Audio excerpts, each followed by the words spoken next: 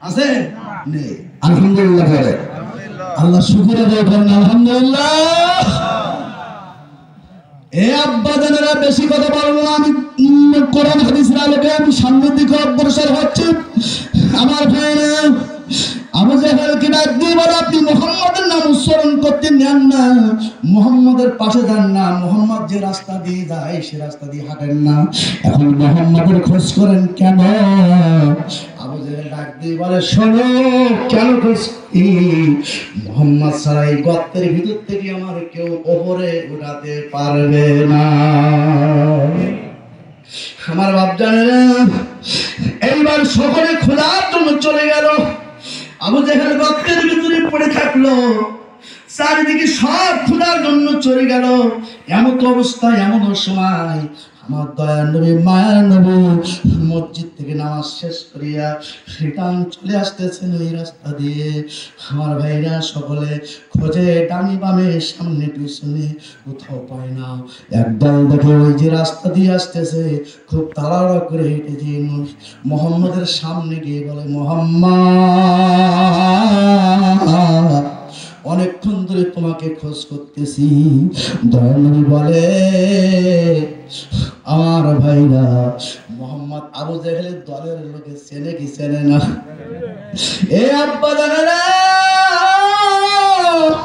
এমন পরিবেশ পরিস্থিতি ছিল যারা ক্যামলিক করতো না সবাই চিনতো জানতো কিন্তু কোনো কিছু বলতে পারতো না ঠিক কিনা ভাইরা আমার আল্লাহর শুকর আদায় করি হাজার হাজার হাজার হাজার মুহাম্মদ তো চিনতে পেরেছে যে কোন দলের লোক এ কার দলের লোক আল্লাহর নবী বলে ও আমার চাচা আবু জাহেলের দলেরা আপনারা তো আমাকে খোঁজ করতেছেন কেন আমি যে রাস্তা দিয়ে হাঁটি সে রাস্তা দিয়ে তো আপনারা হাঁটেন না আমার নাম তো শুনতে পারেন না আমার কি জন্য খোঁজ করতেছেন আবু জাহেলের দলেরা বলতেছে মুহাম্মদ তোমাকে খোঁজ করতেছি এ কারণে তোমার যে চাচা আবু জাহেল ওই গর্তের ভিতরে পড়ে আছে কষ্ট পাচ্ছে তুমি ছাড়া কেউ উঠাতে পারবে না বন্ধুরা আমার দয়ার নবী মায়ার নবী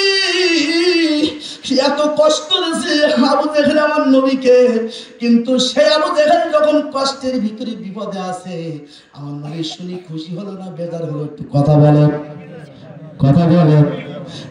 বেজার হয় নাই আমার নবী খুশি হয়েছিল জোরে বলুন সুবহানাল্লাহ কারণ আল্লাহ তাআলা বলেন ওয়া মা আরসালনাকা ইল্লা রাহমাতাল লিল আলামিন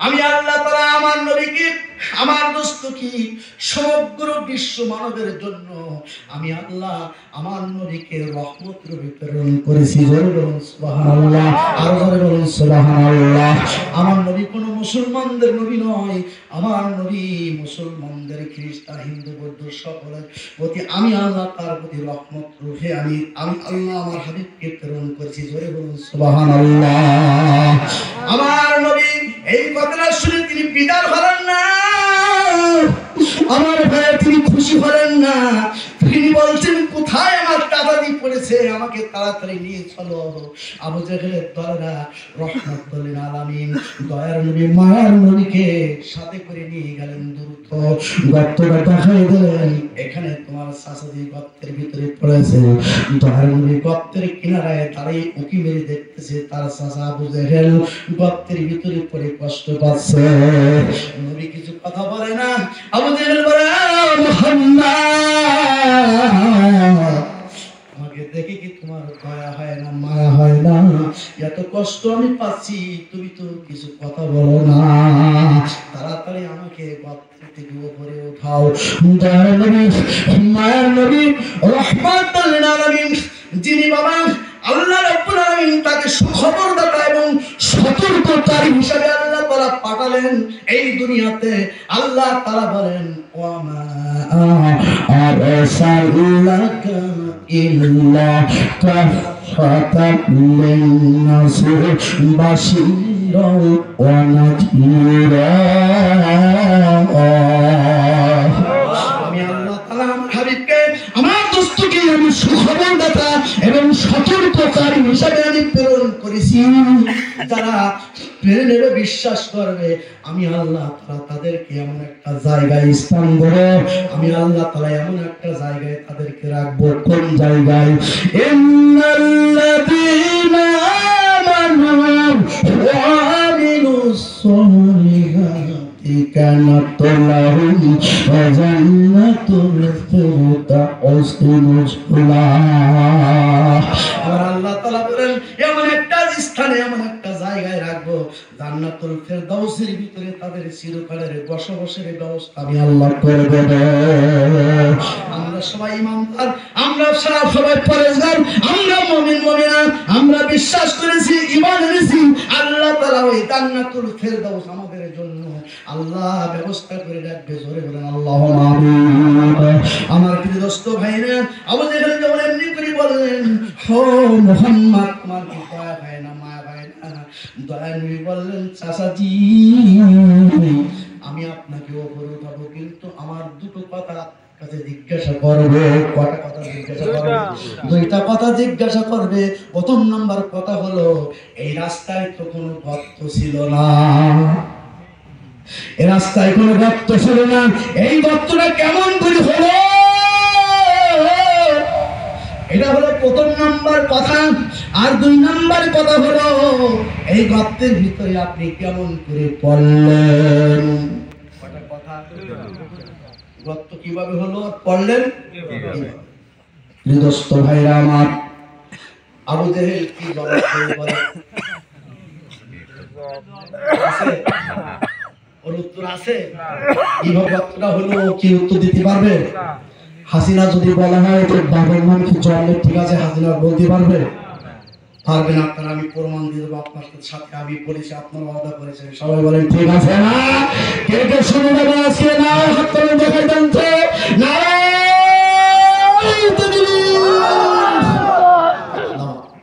দোস্ত ভাইরা আমার, আবু জেহেল কোন জায়গায়? গর্তের ভিতরে। দুইটা কথা আল্লাহ নবী জিজ্ঞাসা করেছেন, আবু জেহেল উত্তর দেবে কি এবং দিতে পারবে না। আমার ভাইরা, এটা শুনতে রাজি আছেন কারা? সবাই রাজি আছেন তো? এ ভাইরা আমার, দুইটা কথা আবু জেহেলকে জিজ্ঞাসা করেছেন নবীজি, কিভাবে জবাব দেবে আবু জেহেল? আর নবীজি কেমন করে গর্তের ভিতর থেকে তার উঠাবেন? উঠাবার পরে আবু জেহেল নবীর পরে কি ব্যবহার করবেন, কেমন ভাবে তার আচরণ করবেন, তার সাথে কেমন ভাবে নবীজির সঙ্গে দুর্ব্যবহার করবেন, এটা শুনতে রাজি আছেন তো সবাই? ওয়ান আয়েশা ক্বালা সামিতু রাসূলুল্লাহ ইয়াকুলু ইহসারুন নাসু কিয়ামা হঠাতান ওরাতান গুল্লান قلت يا رسول الله رجال ونساء جميعا فينظر بعضهم إلى بعض। হযরত আয়েশা সিদ্দিকা রাদিয়াল্লাহু তাআলা থেকে হাদিসটি বর্ণিত। আমার আম্মা যারা আছেন শুনে নেন, আমার আম্মা যারা আছেন শুনে নেন। হযরত আয়েশা সিদ্দিকা রাদিয়াল্লাহু তাআলা আনহা আমার নবীজি মুখের পরে মুখটা দিয়া, নবীজির ঠোঁটের পরে ঠোঁটটা দিয়া বলতেছেন, ইয়া রাসূলুল্লাহ, হাবিবাল্লাহ, প্রাণের স্বামী আমার, আদরের স্বামী আমার, আপনার কাছে আমি কথা জিজ্ঞাসা করবো। নবীজি হযরত আয়েশাকে কত ভালোবাসতেন, কত মহব্বত করতেন, তার প্রমাণে হাদিস শরীফের ভিতরে এসেছে। আমার আম্মা জানেরা শোনেন, হযরত আয়েশা যেমন প্রশ্ন করেছেন, নবীজি বলতেছেন কি বলেন? হযরত আয়েশা বলেন, হুজুর, মানুষ যখন মারা যাবে কবরের ভিতরে যখন রাখা হবে, এই কবরের ভিতরে কি অবস্থায় থাকবে, কিভাবে থাকবে ভাইজান, এটা নবীজির কাছে হযরত আয়েশা প্রশ্ন করেছেন। আমার বন্ধুরা, নবীজি কোনো উত্তর দিচ্ছেন না, নীরব হয়ে আছেন। আল্লাহ তাআলা জিবরিল আমিনকে পাঠিয়ে দিলেন, জিবরিল দাও। আমার নবীর কাছে হযরত আয়েশা প্রশ্ন করেছে, তুমি একটু জেনে জানাই দিও, বলে দিয়েছো আমার নবীকে নিয়ে ওই বনী ইসরাঈলের স্থানে তুমি নিয়ে যাও। জিবরিল আমিন নাজিল হয়ে গেল, রাসূলকে সালাম দিলেন। সালাম দেওয়ার পরে আমার ভাইরা আল্লাহর নবীকে সাথে করে নিয়ে এমন একটা জায়গায় তিনি নিয়ে গেলেন, যে জায়গায় শুধু কবর, ডানে তাকায় কবর, বামে তাকায় কবর, পিছনে তাকায় কবর, সামনে তাকায় কবর। আজকে যেমন বাবা এই কবরের পাশে এই আলোচনা মাহফিল দেওয়া হয়েছে, আমার ভাই মাওলানা জালালউদ্দিন সাহেব, ভাই আবুল কালাম আজাদ এবং ভাই আশরাফ আর ভাইরা, এনারা 6 ভাই যেমন বাপ মার কবরের পাশে এই 6 ভাই মিলিয়া সম্মিলিতভাবে বাপ মার রুহের মাগফিরাতের জন্য মাহফিলের ইন্তজাম করেছে। আমার ভাইরা নবীজিকে জিবরিল আমিন নিয়ে ওই কবরের পাশে যে যখন গেলেন, ভাইরা ডানে বামে পিছনে তাকায় কবর ছাড়া কিছু দেখে না। নবীজি বলতেছে, জিবরিল আমাকে এমন একটা জায়গায় তুমি নিয়ে এসেছো, কবর দেখি। আয়েশা প্রশ্ন করেছে, কবরের ভিতরে কি অবস্থা মানুষের হবে? ভাইরা বন্ধুরা আমার, কবরের পাশে দাঁড়াইয়া জিবরিল আমিন বললেন, কোন বিসমিল্লাহ। কবরের মাটিটা ফেটে গেল। ওই কবরে এমন একজন পুরুষ মানুষ শুয়ে আছে, দেখতে বড় ভয়ঙ্কর। হাই মুসিবত, হাই মুসিবত, বিপদের মাঝখানে আছে, আযাবে গ্রেফতার আছে। নবী বলতেছেন, এই লোকটা দুনিয়ায় কি অন্যায় করেছিল, গুনার কাজ করেছিল, যার কারণে মরণের পরে কবরে এত আযাব হচ্ছে। জিবরিল আমিন বলেন, হুজুর আমার সঙ্গে আরেকটু সামনে চলেন। আরেকটু সামনে গেল, কবরের পাশে দাঁড়িয়ে বললেন, কুম বিসমিল্লাহ। ওই কবরের মাটিটা ফেটে গেল। ওই কবরের মাটিতে, ওই কবরের ভিতরে আরেকজন পুরুষ মানুষ, এত সুন্দর নূরানি চেহারা, আলহামদুলিল্লাহি রাব্বিল আলামিন। আমার ভাই আল্লাহর প্রশংসা করতে করতে উঠতেছে, এত নূরানি চেহারা। নবী বলেন, এই লোকটা কি আমল করেছে যার কারণে আল্লাহ এত নূরানি চেহারা দিয়েছে এবং কবরের ভিতরে এত শান্তিতে রেখেছেন। জিবরিল আমিন বলেন, হুজুর আরেকটু সামনের দিকে চলেন। আমার আম্মা জানেরা শুনে নেন। আরেকটি কবরের পাশে কুম বিসমিল্লাহ বললেন, একটি মহিলা ওই কবরের ভিতরে অবস্থান করতেছেন, চিৎকার করিতেছেন, এত আযাব হচ্ছে। ওই কবরের ভিতরে সাপ তার দংশন করিতেছে শরীরে, আর বিষের যন্ত্রণায় ছটফট করিতেছে মহিলা। আল্লাহর নবী বলেন, জিবরিল এই মহিলা কি অন্যায় করেছে, এত শাস্তি তার আযাব হচ্ছে কবরে। আমার ভাই জিবরিল আমিন বলেন, হুজুর আরেকটু সামনের দিকে চলেন। আর তো সামনে গিয়ে কবরের পাশে দাঁড়িয়ে বিসমিল্লাহ বললেন, ওই কবরের ভিতরে আরেকজন মহিলা, এত আযাব, এত কষ্ট হইতেছে রে, চিৎকার মারিতেছে কবরের ভিতরে। এই আযাব, এই চিৎকার শুনিয়া দয়ার নবীর মায়া হয়ে গেল। নবী চোখের পানি ছেড়ে দিয়ে বলে, জিবরিল রে, আমি নবী আর সামনের দিকে একটা কদম বাড়াবো না। এই কবরের ভিতরে দেখলাম 4 জন মানুষ, 2 জন পুরুষ আর 2 জন মহিলা। একজন পুরুষ আযাবে আছে, আরেকজন পুরুষ শান্তিতে আছে, আর 2 জন মহিলা আযাবে আছে।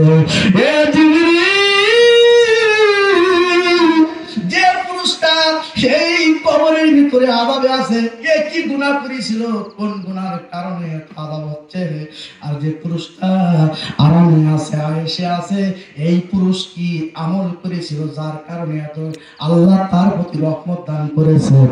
আর যে মহিলা 2 জন দেখলাম এত আযাব হচ্ছে, সাপগুলো ওই মহিলার শরীর দংশন করিতেছে, চিৎকার করিতেছে বিষের যন্ত্রণায়। আরেকজন মহিলা এত আযাবে চিৎকার করিতেছে।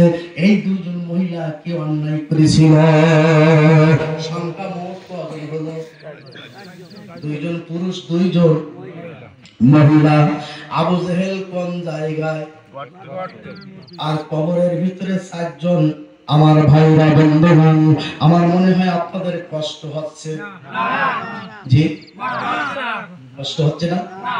রাত 12টার বেশি বেজে গেছে। আলহামদুলিল্লাহ। আমি জানি যে কয়রার মানুষেরা অজের পাগল, সারা রাত্র ব্যাপী এই কয়রা এলাকায় মাহফিল হয়, ঠিক বেঠিক? সারা রাত্র ব্যাপী হয় না?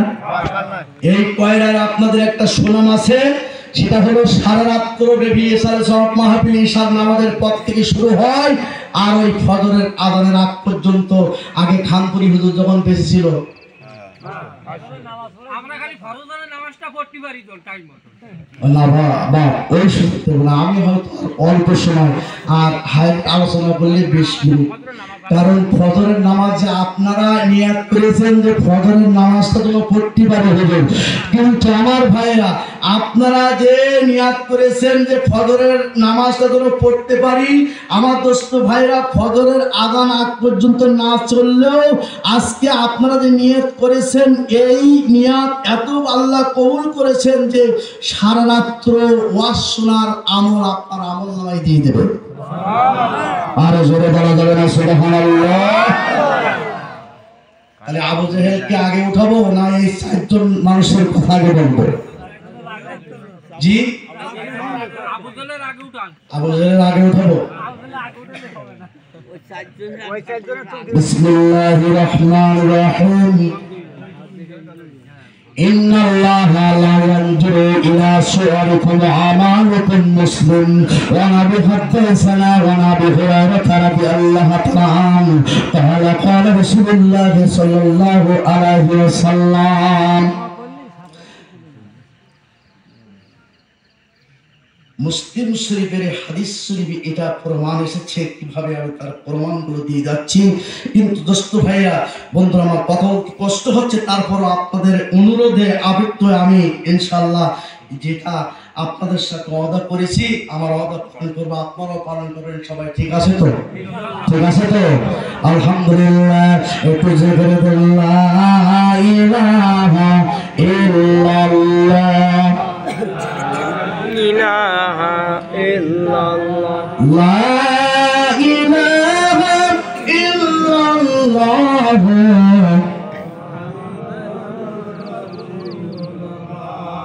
নেই কেউ নেই আল্লাহ ছাড়া, তাহারি গান গাই, তাহারি গান গাই, লা ইলাহা, সবাই বলুন লা ইলাহা ইল্লাল্লাহ, লা ইলাহা ইল্লাল্লাহ, বিসমিল্লাহির রহমানির রহিম।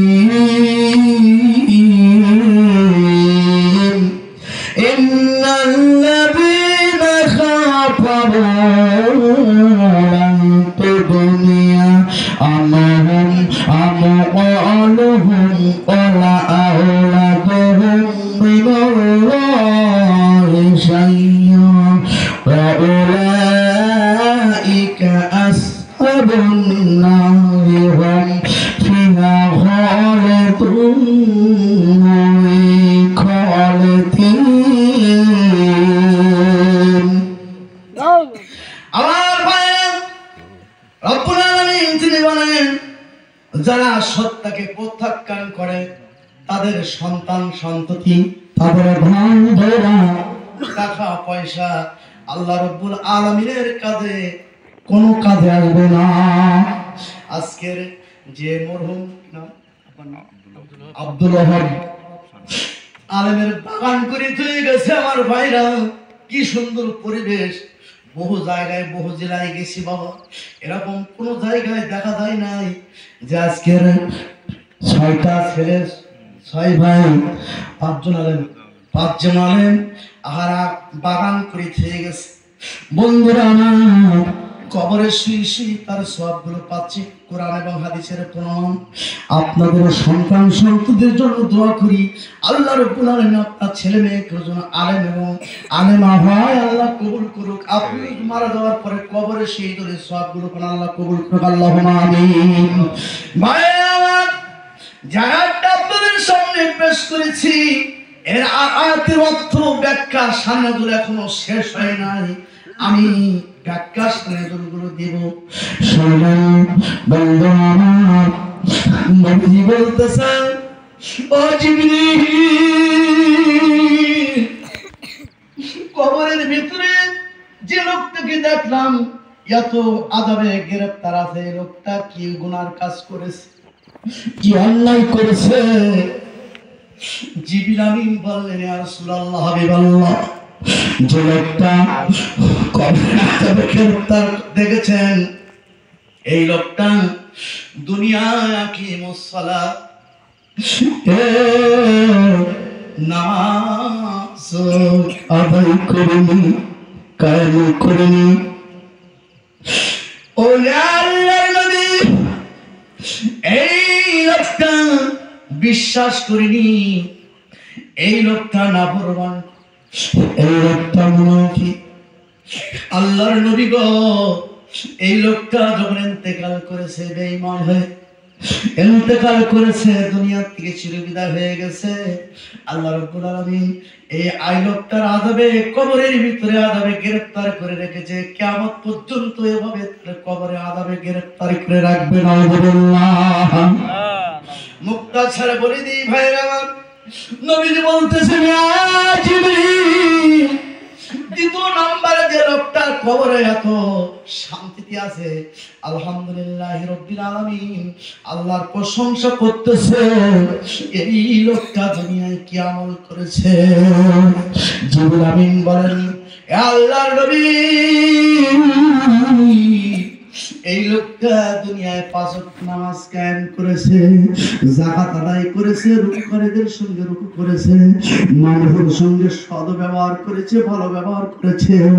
এই লোকটা ঈমান নিয়ে কবরে এসেছে, ঈমান নিয়ে মৃত্যুবরণ করেছে, ঈমানের সাথে আল্লাহ রাব্বুল আলামিন খুশি হয়ে জান্নাতের বিছানা ওই লোকটার কবরে বিছায়া দিয়েছে। কিয়ামত পর্যন্ত আল্লাহ পাক তার কবরে এভাবে শান্তি রাখবেন। জোরে বলুন সুবহানাল্লাহ।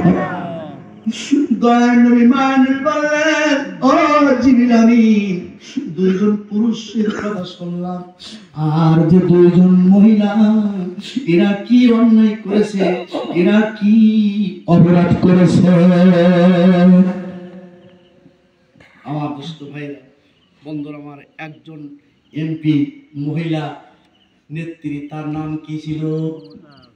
আর আমার ভাইরা যে ভালো যে বুকটা ফাইটা যায়, এ ছিল না মমতা ব্যানার্জি?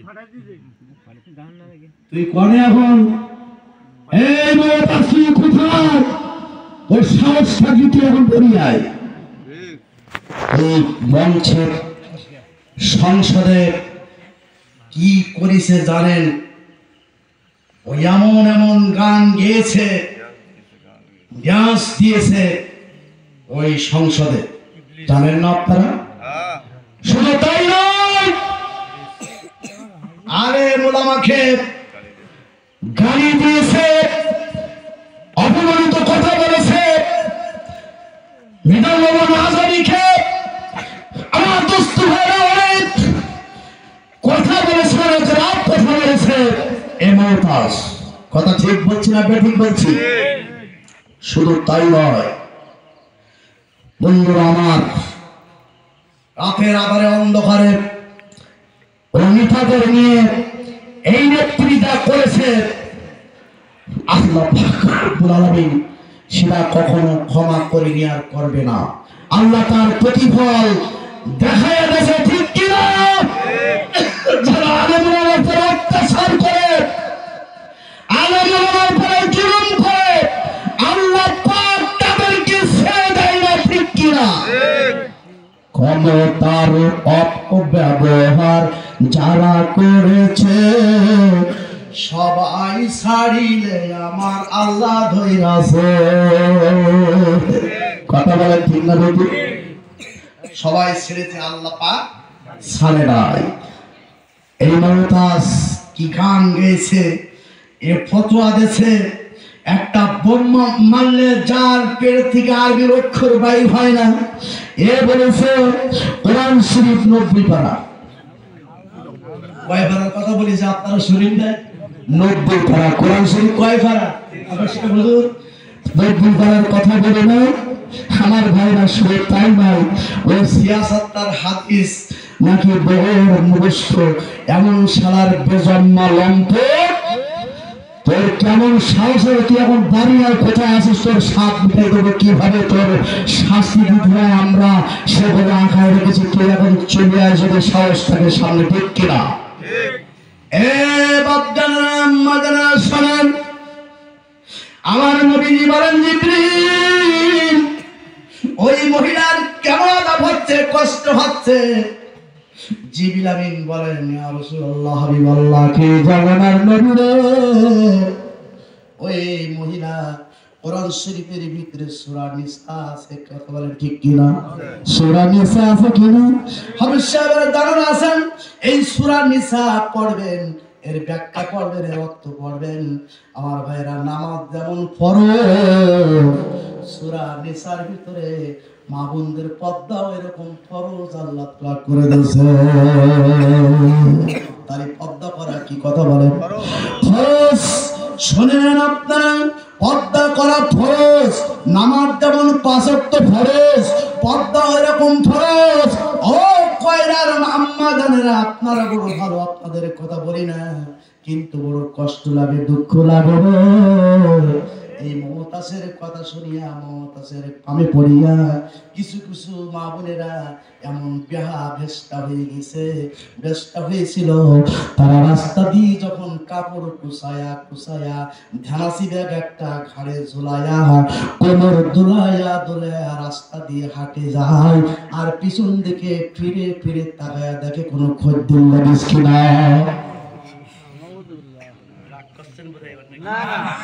আপনাদের আম্মাজানদের কথা বলছি না, কয়রায় আমার সাতক্ষীরার কথা বলছি। কয়রার আম্মাজানেরা কোসায় শাড়ি পরে না, ধানাসি ব্যাগ ঘাড়ে ঝোলায় না, পিছন দিকে ফিরেও তাকায় দেখে।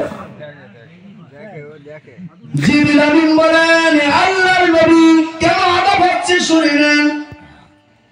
যে মহিলার শরীরে 99টি সাপ দংশন করিতেছে, বিষের যন্ত্রণায় ছটফট করিতেছে, এই মহিলা কোন দুনিয়ায় পর্দা করি নাই, বেপর্দা অবস্থায় চলাফেরা করিত, বেপর্দায় অবস্থায় সংসদে সে উঠেছিল, বেপর্দায় অবস্থায় বুকে কাপড় ছিল না, মাথায় কাপড় ছিল না, পুরুষের মতো করে সে ভাষণ দিয়েছে, পুরুষের মতো করে বক্তৃতা দিয়েছে। ওই রাস্তা শহরে বন্দরে পুরুষের মতো আগলা পাগলা হয়ে চলেছে। এই মহিলা আল্লাহ মানে নাই, রাসূল মানে নাই, হাদিস মানে নাই, কোরআন মানে নাই, এই পর্দা মানে নাই, আল্লাহর হুকুম মানে নাই, রাসূলের হুকুম মানে নাই। যে আল্লাহ রাব্বুল আলামিন মহাগ্রন্থ আল কোরআন, সবচেয়ে উত্তম কিতাব মহাগ্রন্থ আল কোরআন, আর আল্লাহ রাসূল যে কথাগুলো বলে গেছেন সত্য সঠিক পথ। জাবের রাদিয়াল্লাহু তাআলা আনহু ক্বালা রাসূলুল্লাহ সাল্লাল্লাহু আলাইহি ওয়াসাল্লাম ইন্না খায়রাল হাদিসি কিতাবুল্লাহ ওয়া ইন্না খায়রাল হাদি হাদু মুহাম্মদ সাল্লাল্লাহু আলাইহি সাল্লাম। আল্লাহ নবী যে পথের কথা বলে গেছেন সেটা হলো উত্তম পথ। এই উত্তম পথ ছেড়ে দিয়ে ওই মহিলা তার ব্যক্তিগত পথে চলেছে, বিহার মতো চলেছে, কুত্তার মতো চলেছে, পদ্মা করলাম।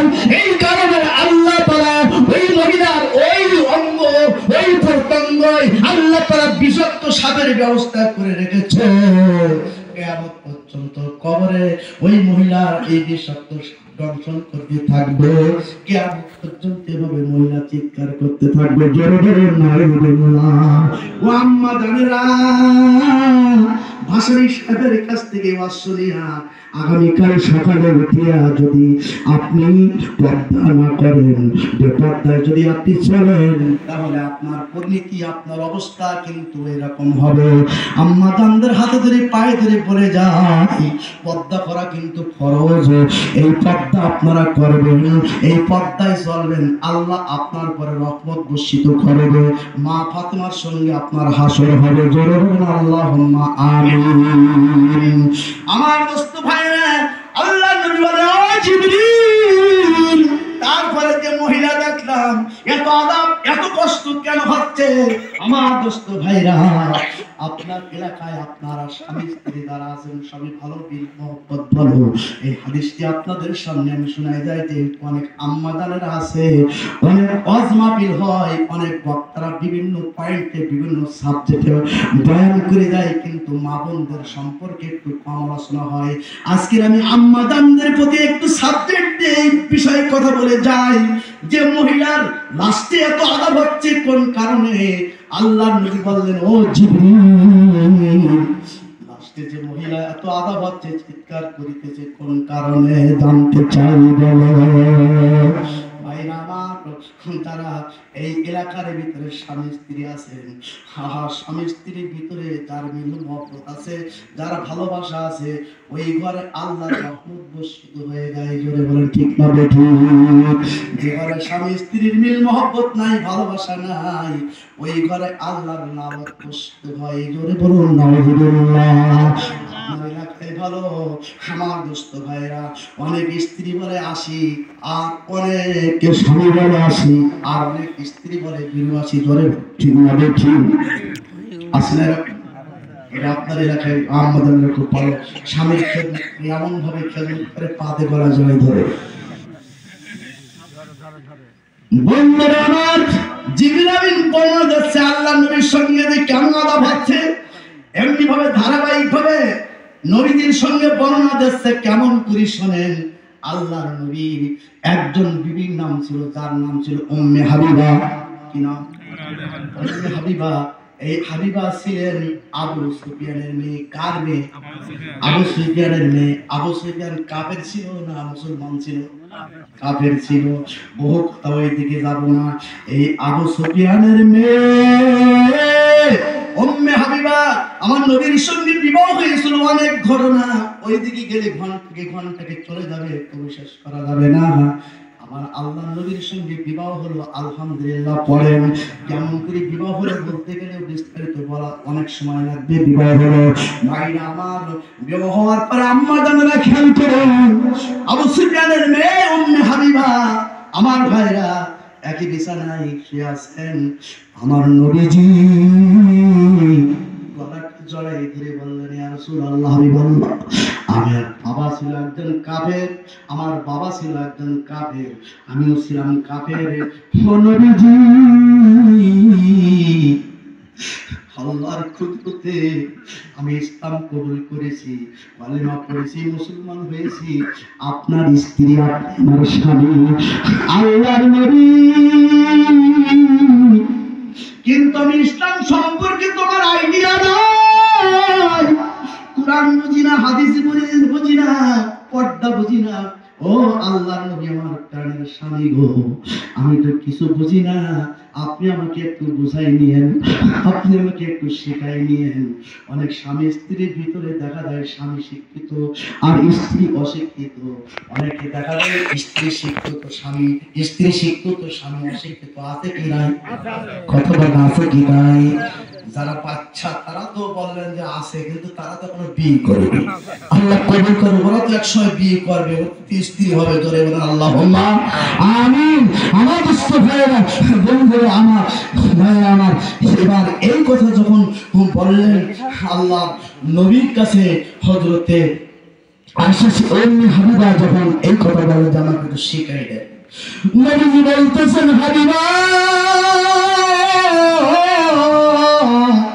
শুনিয়া নাও, জানিয়া নাও, যখন কোন স্বামী মাঠ ঘাট, স্কুল কলেজ, কোথাও থেকে বাইরের থেকে যখন বাড়ি আসবে, কষ্ট করিয়া স্বামী যখন বাড়ি আসবে, ওই সময় যদি স্ত্রী স্বামীর পাশে বসিয়া স্বামীকে আদর করে, স্বামীর গায়ে হাত পাখা দিয়ে একটু বাতাস করে, স্বামীর মাথার কপালের ঘাম দিয়ে শাড়ির আঁচল অথবা ওড়না দিয়ে যদি ঘামগুলো মুছায়া দেয়, আল্লাহ নবী বলেন, হাবিবা, ওই স্ত্রী স্বামীর শরীর থেকে যত ঘাম ওড়না দিয়ে শাড়ির আঁচল দিয়ে মুছাবে, অতগুলো নেকি ওই বিবির আমলে নামায় লেখা হবে। সুবহানাল্লাহ। যারা সুবহানাল্লাহ বললেন তারা তো ভালো, আর যারা বললেন না তারা মনে করতেছেন আমার স্ত্রী তো আমার পাশে আসে না, ঘাম মোছাই দেয় না, আমি সুবহানাল্লাহ বলবো কি করতে? আছে না? মনে বড় ব্যথা কষ্ট, এই জন্য সুবহানাল্লাহ বললেন না যে আমার স্ত্রী আমি কষ্ট করে বাড়ি আসলে আমার পাশে আসে না, যদি ডাকি খোকার মা খুকির মা ও আসিয়া ও সকিনা অনেকে আসে আসে না, এই এমন ভাবে আওয়াজ করে যে একেবারে ঠিক কথা বলেন ঠিক না ঠিক। আর যখন কষ্ট করে বাড়ি আসিয়া খুকির মা খোকার মা আসিয়া ও মারিয়া ও সকিনা এমনি ভাবে যখন ডাকে মধুর কণ্ঠে সুরে আওয়াজ দেয় কি প্রাণের স্বামী বাড়ি এসেছেন, আমি আছি এইভাবে আসিয়া স্বামীর পাশে বসিয়া স্বামীকে খেদমত করে স্বামীর কষ্ট দূর হয়ে যায়। আল্লাহ নবী বলেন যতগুলো ঘাম মুছায়া দেয় অতগুলো নেকি তার আমলনামায় আল্লাহ লিখিয়ে দেয়। এই হাদিসটি শুনিয়া উম্মে হাবিবা বলতেছেন ইয়া রাসূলুল্লাহ ইয়া হাবিবাল্লাহ আপনি আমার আরেকটু শিখাইলেন, আমি তো কিছু জানি না। আম্মা জানেরা খেয়াল করুন, আল্লাহ নবী বলতেছেন হাবিবা এইবার ওই স্বামী কষ্ট করে এসেছে গোসলে যাবে, গোসল করতে যাবে, কোন স্ত্রী যদি হাতের তালুতে সরিষার তেলের বোতলটা নিয়ে যদি ওই স্বামীর মাথায় এমনি করে মাথায় দেয় সুন্দর করিয়া, আল্লাহ নবী বলেন হাবিবা ওই স্বামীর মাথায় যতগুলো চুল আছে অতগুলো নেকি ওই বিবির আমলনামায় লেখা হবে। সুবহানাল্লাহ তো বললেন, তেল কার মাথায় মাখাইতেছে এই স্ত্রী? হাত তোলেন তো একটু। আলহামদুলিল্লাহ, মাত্র 2 জন। আল্লাহু আকবার, এতগুলো মানুষের ভিতরে মাত্র 2 জন হাত তুলেছে যে আমার বিবি তেল মাখাইয়া দেয় মাথায়।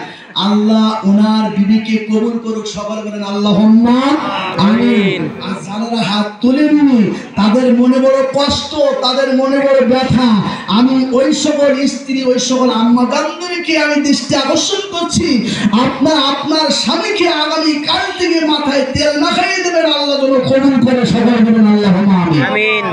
এবার আপনি পরীক্ষা করবেন কালকে গোসল করার সময় যে ভাষা মধ্যে কথা শুনে আপনার স্ত্রী তেল মাখাই দেয় কিনা পরীক্ষা করবেন। আর যখন তেল মাখাই দেবে তখন আপনি যেন আবার বলেন না আজকে কি আদরে কদর হয়ে যাচ্ছে নাকি, ভাষানি রস কি কাজে লাগছে নাকি, এই কথা তুমি বলেন না। আরো উৎসাহ দেবেন, উদ্দাম বাড়াই দেবেন, তুমি যে তেল মাখাই দিচ্ছ প্রতিদিন দিও, প্রতিদিন দিও, এরকম উদ্দাম বাড়াই দেবেন, ঠিক আছে তো? আলহামদুলিল্লাহ, কবুল করুন। আমার আব্বা জানে না, আমার আম্মা জানে না, আল্লাহ নবী বললেন ও উম্মে হাবিবা, উম্মে হাবিবা বললেন ইয়া রাসূলুল্লাহ হাবিবাল্লাহ আপনি আরেকটু ওয়াজ করেন, আরেকটু শেখান। এই ওয়াজ তারা শুনেছে আমার আম্মা জানেরা, স্বামীর মাথায় তেল মাখালে যতগুলো চুল আছে ততগুলো নেকি আমার আমলনামায় লেখা হবে। কিন্তু অনেক আম্মা জানেরা একটা চিন্তায় পড়ে গেছে, কি চিন্তা তারা করতেছে, তারা চিন্তা করতেছে হুজুর ওয়াজ করেছেন স্বামীর মাথায় স্বামীর চুলে তেল মাখাই দিলে যতগুলো চুল আছে অতগুলো নেকি আমার আমলনামায় লেখা হবে, কিন্তু আমার স্বামী তো ম্যাগনেট আসে নাকি, স্বামী আসে না।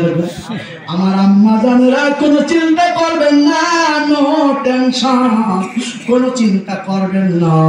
আমার আল্লাহ তার আলিমুল গায়ব, আল্লাহ আলিমুল বিজাতিস সুদূর, আল্লাহ অন্তরের খবর রাখে, আল্লাহ গায়বের খবর রাখে।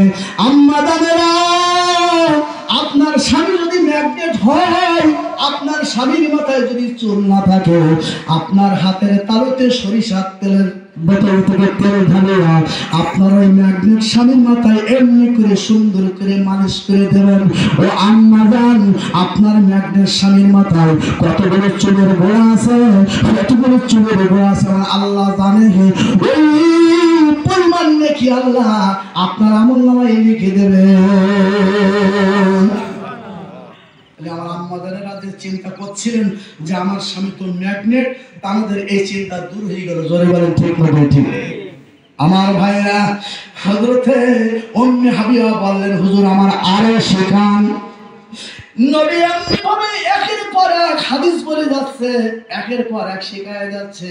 আমার নবী বলতেছেন, হাবিবা ওই স্বামী গোসল করে আসলো, গোসল করিয়া আসার পরে স্ত্রী তার বস্ত্রগুলো সুন্দর করে কমপ্লিট করে দিল, বস্ত্র পরিধান করলো। স্ত্রী টেবিলের উপরে অথবা বিছানায় ভাত তরকারি সব কমপ্লিট করলো। এবার স্বামী বস্ত্র পরিধান করিয়া ওই টেবিলে অথবা বিছানায় খানা খাতি বসলো। স্ত্রী স্বামীর পাশে বসলো। স্ত্রী বসিয়া নবীজি বলতেছেন, হাবিবা ওই তরকারি দিয়া ভাতগুলো মাখায়া যে স্ত্রী তার স্বামীর গালে এভাবে লোকমা করে করে স্বামীর গালে উঠাইয়া দেবে, আমার নবী বলেন এই লোকমার ভিতরে মুঠার ভিতরে যতগুলো ভাত স্বামীর গালে তুলে দেবে, অতগুলো নেকি তার আমলে নামায় লেখা হবে। সুবহানাল্লাহ তো বললেন, ভাত গালে তুলে দেয় কার? সর্বনাশ করেছে আমার একজন বাবাজি বলছে, ও দেয় না কেউ, ও দেয় না কেউ। আরে বাবা দেয়, দেয়। এরকম স্ত্রী আছে না স্বামীর গালে ভাত তুলে দেয়? দেয় না? আছে, বহুত আছে। আল্লাহ পাক কবুল করো, আল্লাহ পাক কবুল করো। স্বামী স্ত্রী উভয়কে ধরো, স্ত্রী ভাত মাখিয়ে স্বামীর গালে উঠাই দেয়, আল্লাহ যেন কবুল করে। সকলে আল্লাহুম্মা আমিন। আরো বলবেন আল্লাহুম্মা আমিন। আমার আম্মা জানেরা, আমার বাপ জানেরা, যে হাদিসটি আরো লম্বা অনেকে। হযরত উম্মে হাবিবা বলেন, ইয়া রাসূলুল্লাহ, হাবিবাল্লাহ আপনি আরো একটু আমাকে শেখায় আনেন, আরো একটু শেখান। নবী বলতেছেন, হাবিবা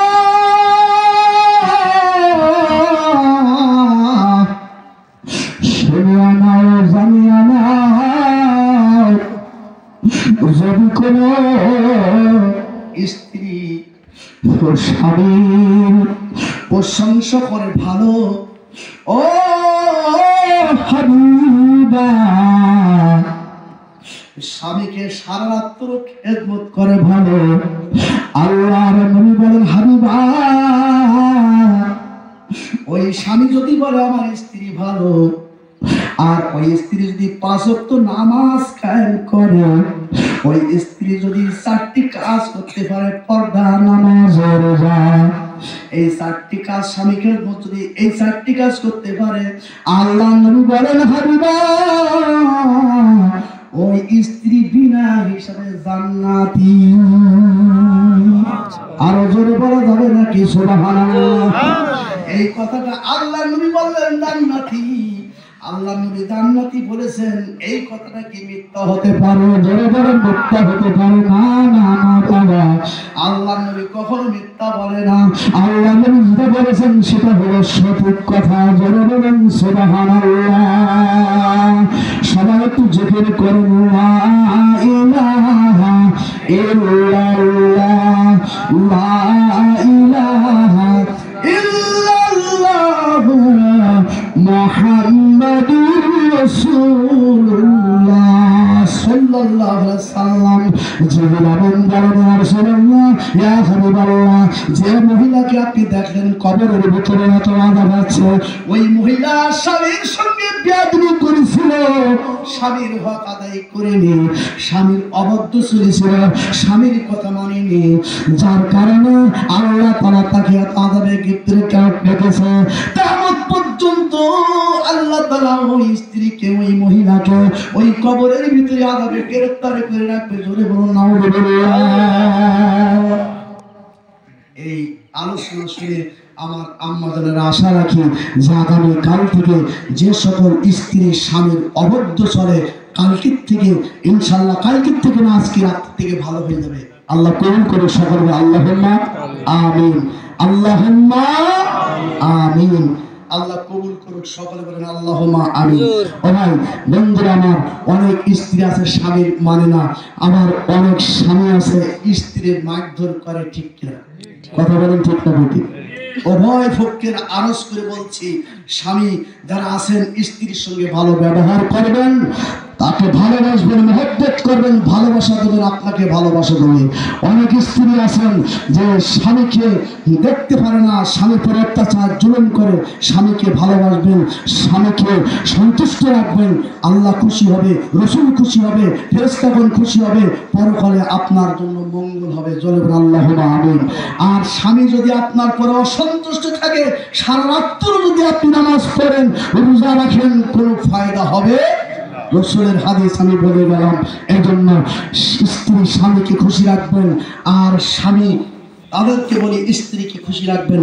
আল্লাহ পাক ওদের থেকে স্বামী স্ত্রীকে মিল মহব্বতে আল্লাহ পাক আমাদেরকে স্বামীর হক স্ত্রীর হক আদায় করার তৌফিক দান করুন। সকলে বলে আল্লাহুম্মা আমিন। প্রিয় দোস্ত ভাই, আমার রাত তো অধিক হয়ে গেছে, আপনারা এখন আখিরি মোনাজাতের দিকে আমরা যাচ্ছি।